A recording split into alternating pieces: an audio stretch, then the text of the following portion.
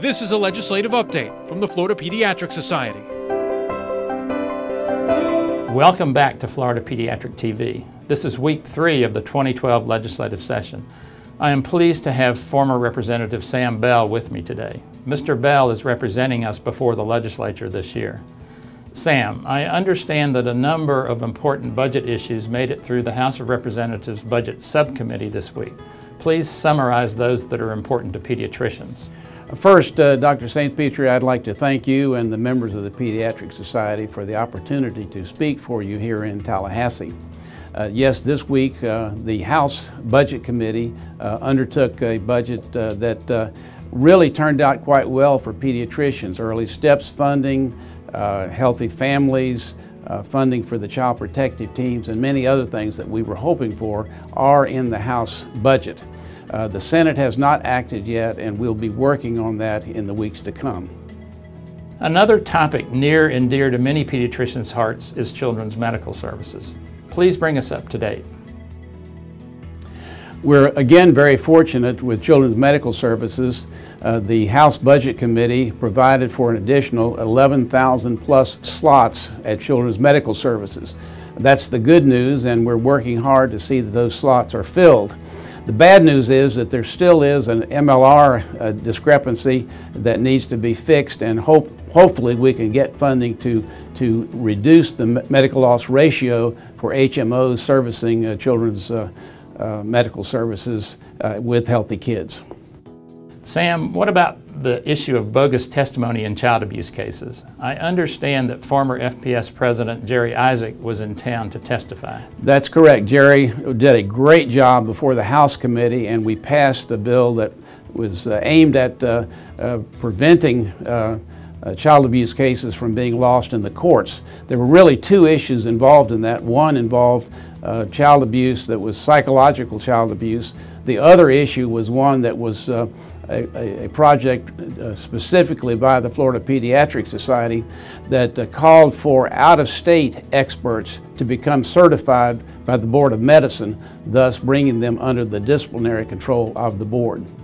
Our members are particularly interested in the several bills that address texting while driving. This has been an item of particular concern to pediatricians, as distracted driving has become an increasing cause of serious automobile accidents.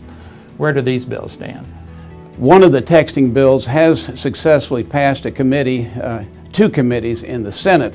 Unfortunately, the bills have not moved at all in the House of Representatives, and given the fact that we're about halfway through the session, it does not look positive for the texting bills.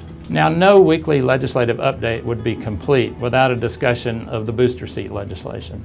The House has refused to hear this item for the last several years. What is happening this year? It's the same old story. It's moved in committees in the Senate. It will pass the Senate.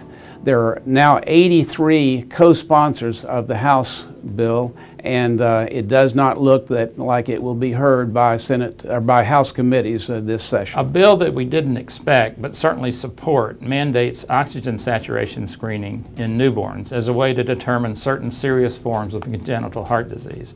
What happened with SB 1052 this week, and also, is there a House companion? Yes, that bill did pass the Senate committee this week, and yes, there is a House companion. Again, though, there are several committee references for the House companion, and at this stage in the game, it does not look positive for that legislation. Last week, I discussed a number of kid care bills that have been introduced. I understand that Senator Rich's bill, SB 510, was heard this week. What does that bill do, and what occurred this week? That's Senate Bill 510 by Rich. It passed the Senate Budget Committee and will go to the floor of the Senate next week.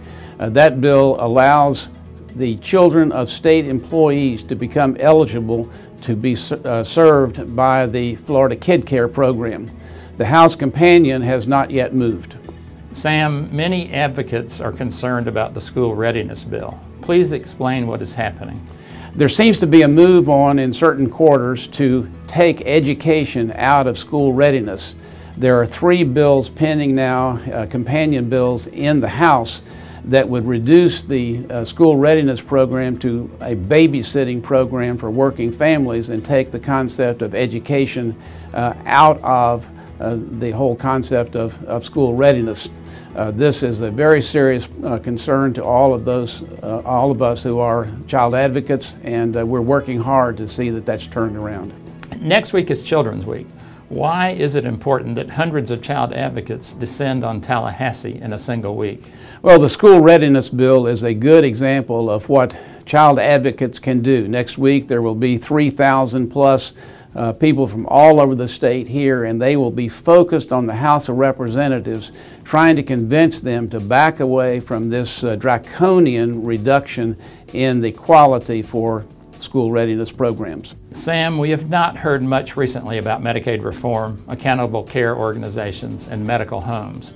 I understand that the feds have approved an extension of the current 5-county Medicaid reform pilot project.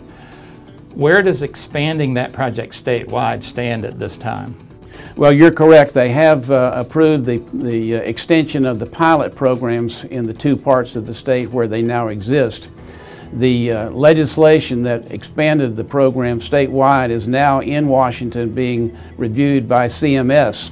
We're working with representatives in Washington to try to get some of the ideas that the Pediatric Society supports into any sort of waiver or approval from the federal government.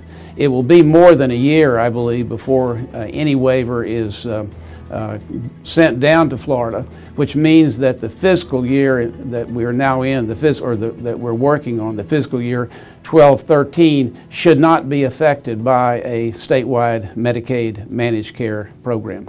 Finally, I have just returned from another week in Miami representing you at the Florida Medicaid lawsuit trial. This week we heard testimony from Dr. Tommy Scheckman, Palm Beach Gardens pediatrician, Dr. Sam Flint, former AAP staffer whom our attorneys retained as an expert regarding the adequacy of Florida Medicaid payments to physicians, and Dr. James Crowell, an expert regarding the adequacy of payments to dentists. It is hoped that next week will be the final trial session. Dr. Lisa Cosgrove and I are slated to testify, along with pediatrician Dr. Rob Middlemas, pediatric ENT Dr. Marie Becker, and Tallahassee Pediatric Foundation Nursing Director Carol McCormick. That's it for this week. Please feel free to contact me if you have questions or suggestions.